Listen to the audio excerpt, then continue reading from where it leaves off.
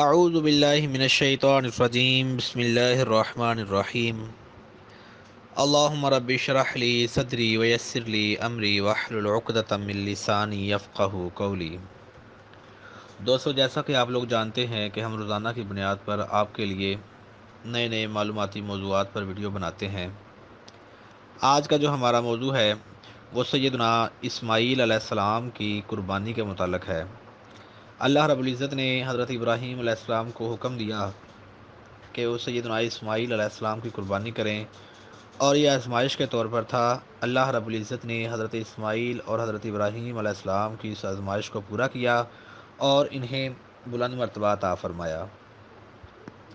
چنانچہ اس بارے میں اگر ہم قرآن عظیم برہان رشید کی آیات کو دیکھیں تو ہمیں ملتا ہے، اللہ رب العزت ارشاد فرماتا ہے، ربی حب لی من الصالحین، الہی مجھے لائق اولاد دے۔ یہ ابراہیم علیہ السلام اللہ رب العزت کی بارگاہ میں دعا کر رہے ہیں۔ اللہ ارشاد فرماتا ہے، فبشرناہ بغلام حلیم، تو ہم نے اسے خوشخبری سنائی ایک عقل مند لڑکے کی۔ فلما بلغ معہ السعی قال یا بنی انی اری فی المنام انی اذبحک فانظر ماذا تری، پھر جب وہ اس کے ساتھ کام کرنے کے قابل ہو گیا، کہا، اے میرے بیٹے، میں نے خواب میں دیکھا ہے کہ میں تجھے ذبح کرتا ہوں، اب تو دیکھ تیری کیا رائے ہے۔ قال، تو اسماعیل علیہ السلام نے عرض کیا، یا ابت افعل ما تؤمر، اے میرے باپ کیجئے جس بات کا آپ کو حکم ہوتا ہے۔ ستجدنی ان شاء اللہ من الصابرین، خدا نے چاہا تو قریب ہے کہ آپ مجھے صابر پائیں گے۔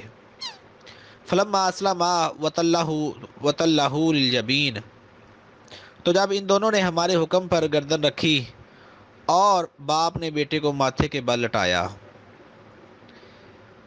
وَنَادَيْنَاهُ أَن يَا إِبْرَاهِيمُ، اور ہم نے اسے ندا فرمائی کہ اے ابراہیم، قد صدقت الرؤیا، بے شک تو نے خواب سچ کر دکھائی، انا كذلك نجزي المحسنین، اور بے شک ہم ایسا ہی صلہ دیتے ہیں نیکوں کو، ان هذا لهو البلاء المبین، بے شک یہ روشن جانچ تھی، وفدیناہ بذبح عظیم، اور ہم نے ایک بڑا ذبیح اس کے صدقے میں دے کر اسے بچا لیا، وترکنا علیہ فی الآخرین، اور ہم نے پچھلوں میں اس کی تعریف باقی رکھی۔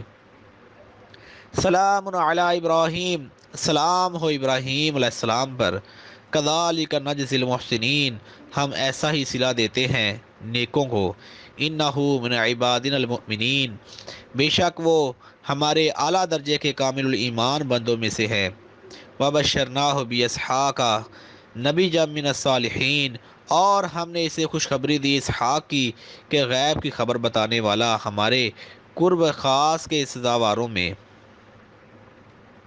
وبارکنا علیہ وعلی اسحاق، اور ہم نے برکت اتاری اس پر اور اسحاق پر، ومن ذریتہما، اور محسن ومن ذریتہما محسن وظالم لنفسہ مبین، اور ان کی اولاد میں کوئی اچھا کام کرنے والا اور کوئی اپنی جان پر صریح ظلم کرنے والا ہے۔ اللہ رب العزت نے قرآن عظیم برہان رشید کے اندر ایک پورا واقعہ بیان فرمایا۔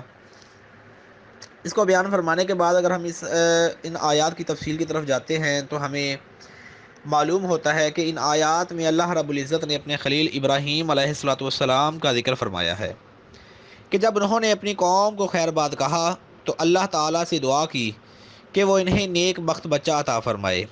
اس پر اللہ تعالیٰ نے انہیں ایک بردبار یعنی عقل مند بچے کی خوشخبری سنائی جو کہ اسماعیل علیہ السلام تھے، کیونکہ وہی آپ کے پہلے بیٹے تھے جو 86 برس کی عمر میں آپ کے ہاں پیدا ہوئے تھے۔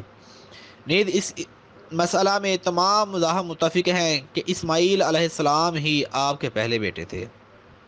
اللہ تعالیٰ کے اس فرمان فلما بلغ معہ السعی، جب وہ اس کے ساتھ چلنے پھرنے کی عمر کو پہنچا، اس کا مطلب یہ ہے کہ جب وہ جوان ہو گئے اور اپنے والد کے ساتھ کام کاج کرنے میں ہاتھ بٹانے لگے۔ مجاہد رحمۃ اللہ تعالیٰ علیہ جو کہ حضرت ابن عباس رضی اللہ تعالیٰ عنہما کے شاگرد ہیں، انہوں نے یہ مطلب بیان کیا کہ جب جوان ہوئے سفر کرنے لگے اور والد کے ساتھ کام کرنا شروع کر دیا۔ جب اس عمر کو پہنچے تو حضرت ابراہیم علیہ السلام نے خواب میں دیکھا کہ انہیں اپنا وہ بچہ ذبح کرنے کا حکم دیا جا رہا ہے، اور رسول اللہ صلی اللہ تعالیٰ علیہ وسلم کے فرمان کے مطابق انبیاء کا خواب وحی ہوتا ہے۔ یہ اللہ تعالیٰ کی طرف سے حضرت ابراہیم علیہ السلام کی ایک بہت بڑی آزمائش تھی کہ جب وہ بڑھاپے میں ملنے والے اپنے اکلوتے بیٹے کو بھی اللہ کی راہ میں قربان کر دیں۔ اس سے پہلے انہیں یہ حکم دیا گیا تھا کہ وہ اپنے اسی بیٹے اور اس کی والدہ کو ایک بے آب و گیاہ زمین میں چھوڑ آئیں جہاں نہ کوئی انسان تھا اور نہ جانور۔ آپ نے حکم کی تعمیل فرمائی اور اللہ رب العزت پر بھروسہ کرتے ہوئے انہیں اس جگہ چھوڑ آئے۔ تو اللہ تعالیٰ نے مشکلات میں ان کی مدد فرمائی اور انہیں وہاں سے رزق دیا جہاں سے انہوں نے سوچا بھی نہ تھا۔ پھر اللہ تعالیٰ نے انہیں اپنے اکلوتے بیٹے کو ذبح کرنے کا حکم دیا تو انہوں نے فوراً ہی اس کی تعمیل بھی فرمائی۔ پہلے انہوں نے یہ حکم اپنے بیٹے کو سنایا تاکہ وہ بھی دلی رضامندی کے ساتھ اس کی تعمیل میں شریک ہو جائے۔ ابراہیم علیہ السلام نے اپنے بیٹے سے کہا، میرے پیارے بچے، میں خواب میں اپنے آپ کو تجھے ذبح کرتے ہوئے دیکھ رہا ہوں، اب تو بتا تیری کیا رائے ہے؟ یہ سن کر بردبار یعنی عقل مند بیٹے نے فوراً جواب دیا، ابا جان، جو حکم ہوا ہے اسے بجا لائیے، انشاءاللہ آپ مجھے صبر کرنے والوں میں سے پائیں گے۔ یقیناً یہ جواب نہایت عمدہ والد اور اللہ کی فرمانبرداری کا بہت بڑا نمونہ تھا۔ اللہ تعالیٰ نے فرمایا، غرض جب دونوں متی ہو گئے اور اس باپ نے اس بیٹے کو کروٹ پر لٹا لیا۔ اس آیت کا مطلب یہ ہے کہ دونوں نے اللہ کے حکم کو تسلیم کر لیا اور قربانی پیش کرنے کا پختہ ارادہ کر لیا۔ پھر جب ابراہیم علیہ السلام نے اپنے بیٹے کو چہرے کے بل لٹا لیا، کہا جاتا ہے کہ ابراہیم علیہ السلام نے گدی کی طرف سے ذبح کرنے کا ارادہ کیا تھا تاکہ ذبح کرتے وقت وہ اس کا چہرہ نہ دیکھ سکیں۔ حضرت ابن عباس رضی اللہ تعالیٰ عنہما، مجاہد، سعید بن جبیر، قتادہ اور ضحاک رضی اللہ تعالیٰ عنہم نے یہی موقف اپنایا ہے۔ یہ بھی بیان کیا جاتا ہے کہ انہوں نے اپنے بیٹے کو عام جانوروں کی طرح پہلو کے بل لٹایا تھا اور اس کی پیشانی ایک جانب سے زمین کی ساتھ ملی ہوئی تھی۔ سدئی اور دیگر مفسرین کا کہنا ہے کہ جب ابراہیم علیہ السلام نے بیٹے کے حلق پر چھری چلا دی تو اس سے نہ کچھ کٹا نہ ہی آپ کی گردن سے خون بہا۔ اس وقت اللہ تعالیٰ کی طرف سے آواز آئی، اے ابراہیم، یقیناً تو نے اپنے خواب کو سچ کر دکھایا، یعنی ہم نے آپ کو جو آزمائش کرنا چاہتے تھے آپ کی وہ مکمل ہو چکی اور آپ اس میں کامیاب ہوئے۔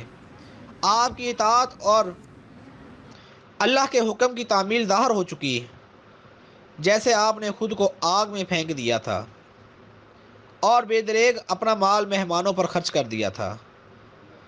اس کے بارے میں اگر ہم تفسیر میں جائیں تو ہمیں اس بات کا علم ہوتا ہے کہ سیدنا لوط علیہ السلام چونکہ آپ کے بھتیجے ہیں، جب ان کی قوم پر فرشتے عذاب لے کر آئے تو وہ پہلے سیدنا ابراہیم علیہ السلام کے پاس آئے تھے اور سیدنا ابراہیم علیہ السلام نے ان کے سامنے اپنا مال پیش کیا، یعنی ان کے سامنے ان کی ضیافت کے لیے بھنے ہوئے بکروں کو اور بھنے ہوئے جانوروں کو پیش کیا۔